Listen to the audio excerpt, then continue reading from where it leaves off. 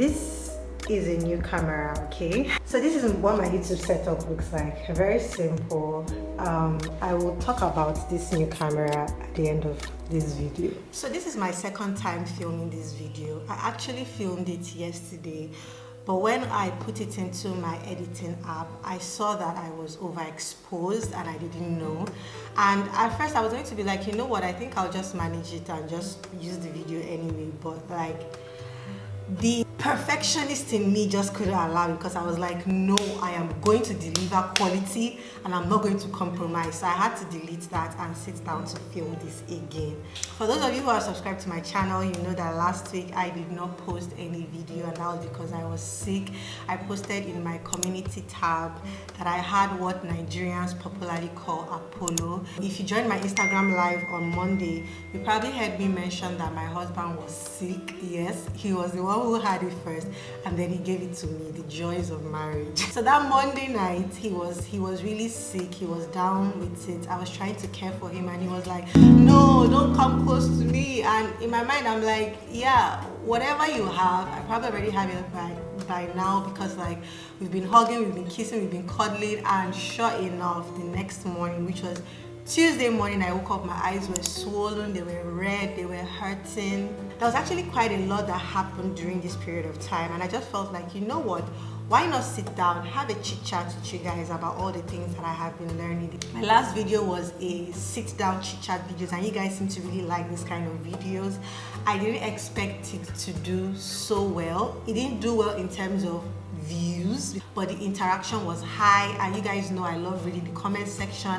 I love hearing back from you guys about what you think, about even things that I can learn. In this video, I will be sharing with you 3 things that I have learned during this time when I was sick. The first thing I would say that I have learned is that I am not perfect. I mean, it's kind of obvious that I'm not perfect, no one is perfect, but I am one person that constantly strives for perfection. I believe that in life there always has to be a balance to everything, because human beings were such passionate creatures.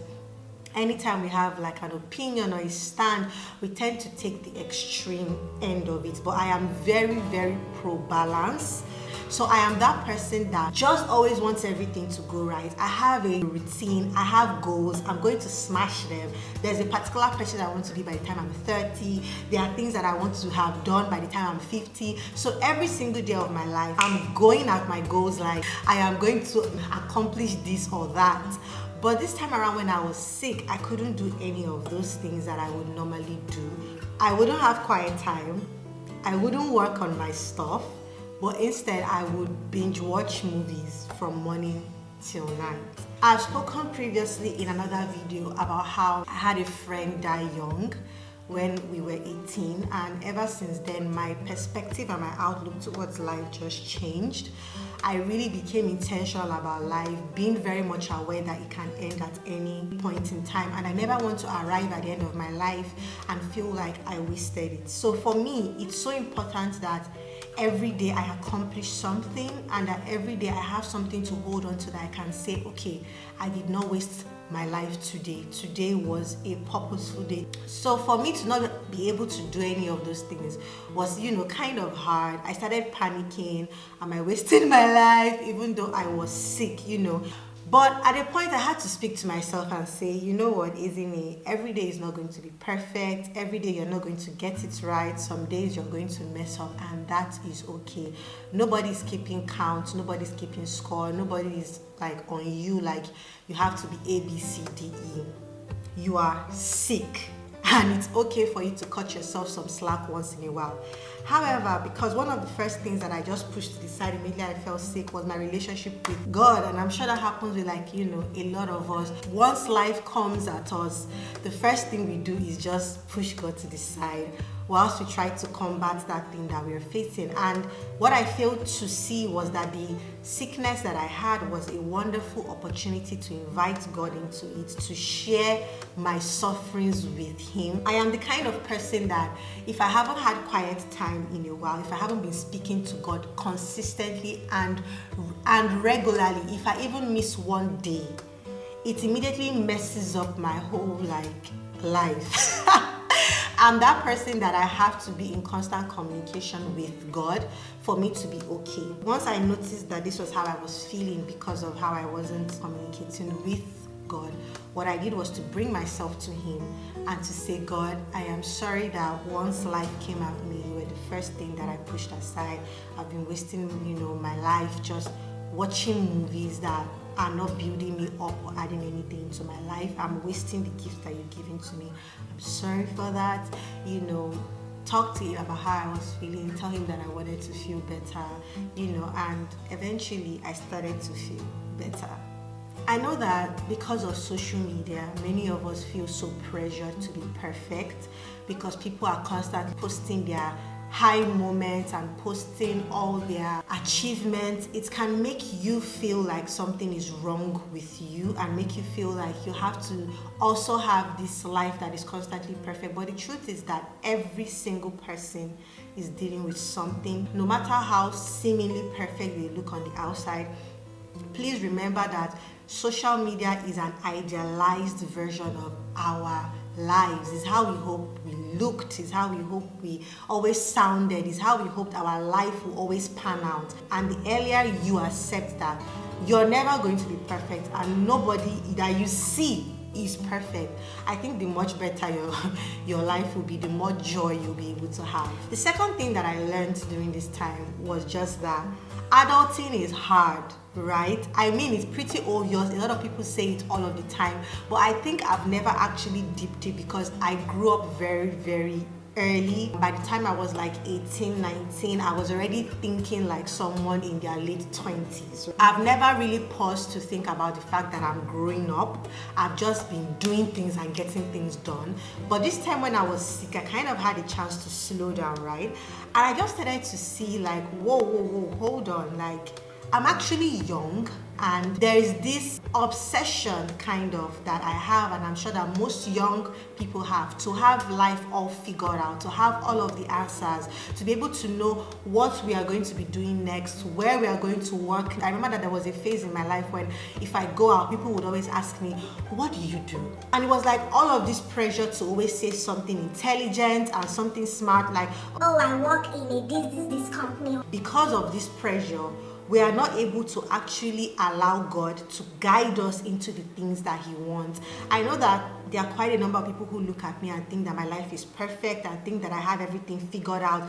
I even have people who ask me things like, how can I figure out what my destiny is? It looks like you have figured out yours. Honey, I don't know what my destiny is. I don't know what I will be doing when I'm 30. I don't know who I will be when I'm 40. I don't know what life has for me when I'm 60. I don't have my life figured out. Anything that looks like an orderly pattern playing out in my life is really just a consequence of how I have submitted my life to God and just allowed Him to guide me. So I have stumbled into all of these things because of my obedience to God. This is not something that I planned. I didn't plan to be married at the age of 23. I didn't plan to work in a company for a period of time and then try and start my own thing. I didn't necessarily plan YouTube and all of the things. In fact, I don't know anything that is happening in my life that I even planned. So I had to, in this time when I was sick, really think back on my life, think on all of the mistakes that I have made, because I have made quite a number of mistakes. Think about who I want to be, and just create that room. Like, okay, isn't it, you are young, you are growing up, you are becoming an adult. There's no manual for this is how to be an adult. Everybody's life is different. Everybody's life is going to play out differently, and that is okay. That is the beauty of life, that we are all so different, right? The third thing I would say that this particular sickness showed me is that I need a support system. Everybody needs a support system. I don't care how independent you are, right? And I pride myself on being an independent kind of gal. I'm always like, oh, I'm so independent, I don't need anyone. Because of how my childhood was, because of how I grew up, I'm very strong, independent. I hardly ever ask for help. I'm always like, I've got to figure this out on my own. Even when like people try to help me, I'm always just there like, or immediately thinking of how I can pay them back for that, assistance or help that they're trying to offer me. I never want to feel like I'm in debt to anyone, which is kind of sad when you think about it. But yeah, like this time I was sick, my husband was sick, and this particular sickness came with fever. So I was burning up. I was at the point hallucinating, because that happens to me whenever I have, fevers. I was having awful nightmares, because, when you're sick, for some reason, you just have nightmares. I don't know why. So my husband couldn't take care of me. I couldn't necessarily take care of him. Both of us were down with fever and down with the sickness, and that was when my support system came in. My friend Oluchi, you guys have seen her in my best friend tag. Oluchi came over to my house with food. She was wearing shades, of course, so don't worry, she didn't get the virus. She kept me company. It was such a healing balm for my soul. I don't know how else to say. It was such a healing balm. I was so happy to have her there. I feel like I was so emotional. I would have cried if not that my eyes were already hurting so bad. But I was just like, oh my God, I felt so loved and so cared for. My mother-in-law and my sister-in-law came by with food as well the next day. My friend in the US, Angel, she kept on calling me, texting to make sure I was okay. My other friend as well, Egosa. So I had this amazing support system. My sisters, my mom, they were constantly calling me, checking up on me, sending us food, because we couldn't cook, we couldn't do anything. All we could do was just try to get better. So I just started thinking to myself, if I didn't have these people in my corner when me and my husband were sick, we were going to be done for. We were literally going to be done for. I can't explain how bad we were down, but we were going to be done for. So, for me, that was just an eye-opener that you cannot do life alone. You need people. It's okay to ask for help. Some people are going to misunderstand what that means, and that's okay. That's not on you, that's on them. Just be more trusting, be more open, and be willing to let people help you. One particular morning I woke up, I was feeling so weighed down and so heavy. I was worried. I went to pray that morning, and as I was talking to God, I didn't know how to present the weights on my heart to him, and I just heard him say to me, "Isn't it, look at me, just look at me, just take your eyes off of all these other things and just look at me." And then a song just started to rise on the inside of me. I've mentioned before on my Instagram one time that one of the ways that God speaks to me is through songs, is through music. When I might just be doing something random or praying, I'll just start to sing a particular song, and that song will let me know what God is trying to say to me, or what he's doing in my life in that season, or what he's doing in the world at that particular time. So the song that started to rise out of me was "It Is Well," and I started to sing that song, "It Is Well with My Soul," and that song has been such a comfort that I've been listening to that song on repeat for a week plus. So I wish I could say that God took away the problem that was weighing me down, or the thing that was making me worried. It hasn't gone away. But what that song continues to do for me is that it continues to comfort me again and again. And I just want to say that Jesus never promised us that we wouldn't have problems or troubles in this world. He said that he will be with us in those things. So anytime I face trials, or life happens to me, I never start saying things like, "Oh, where is God?" He's where he has always been, in me, with me, watching me, taking care of me. He has never taken his eyes off of me. Because I am a Christian, I am not exempt from the tragedies of this world. No, life is going to happen to me just as much as it happens to any other person. But the difference is that it will not overwhelm me. It will be that I will still come out victorious, and will be that everything, no matter what it is, will be working out for my good. So I think I'm just going to stop this video right here. I really enjoyed having this conversation with you guys. I hope you enjoyed it as well. I am going to now bring in a footage of me unboxing my gifts. Yes, an amazing girl sent me all the things that I am about to show you guys now. Yeah, I am so happy and I am so grateful. So let's look at that video.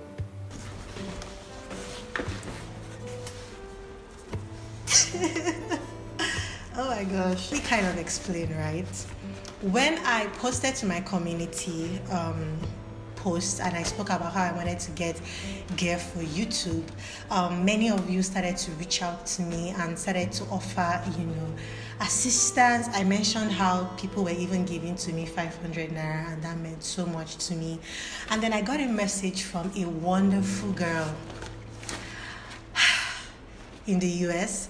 She was like, oh, I have some gear. I would like to sow it as a seed into your life.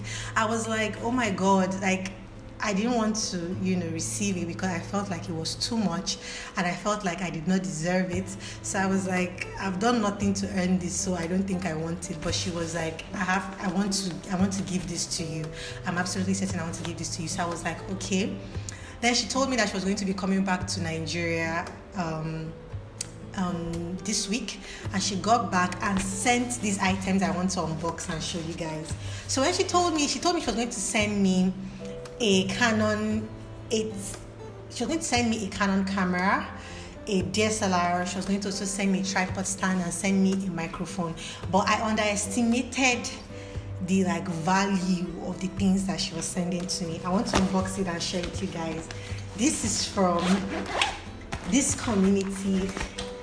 Guys, I feel like crying. I'm feeling so overwhelmed. How in the world does this belong to me now? This doesn't even make any sense. I don't know if you guys can see this. This is mine. This is mad. Oh my God. What? This is it. A tripod stand. So many things. Guys, this is wild. This is crazy. I cannot believe that this is my life. Look at this. Oops.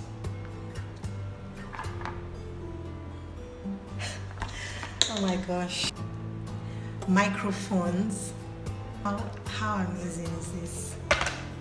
How freaking amazing is this? I'm feeling so emotional. I actually cried when I first unboxed it because I was like, I'm not deserving of this.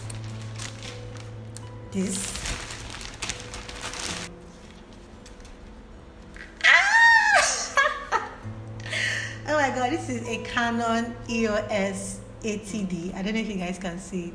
I don't know what to do. My brain is alternating between screaming and crying because it's so amazing. These look like chargers for charging the battery.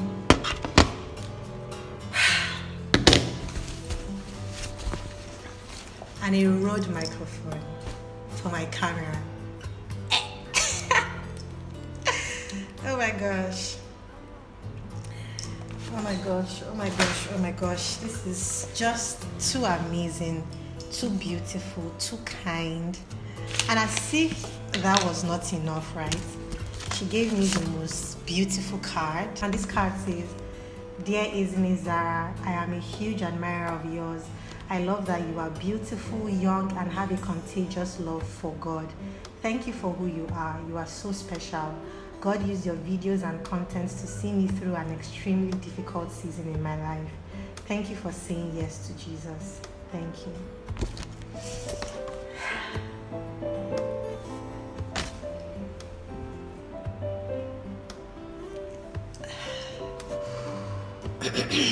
I think I'm just going to end this video here by just thanking you guys for all of the support, all of the understanding that I've received. I am so overwhelmed. I'm so grateful. When I receive such an outpouring of love, I don't usually know what to say or how to react because I'm so used to being the one to give. I'm not used to being the one to receive. So it's always just stunning to me when I see that people actually love me or care about me. It means a lot to me. Okay, I don't want this video to become sappy, so I think I'm just going to end it here.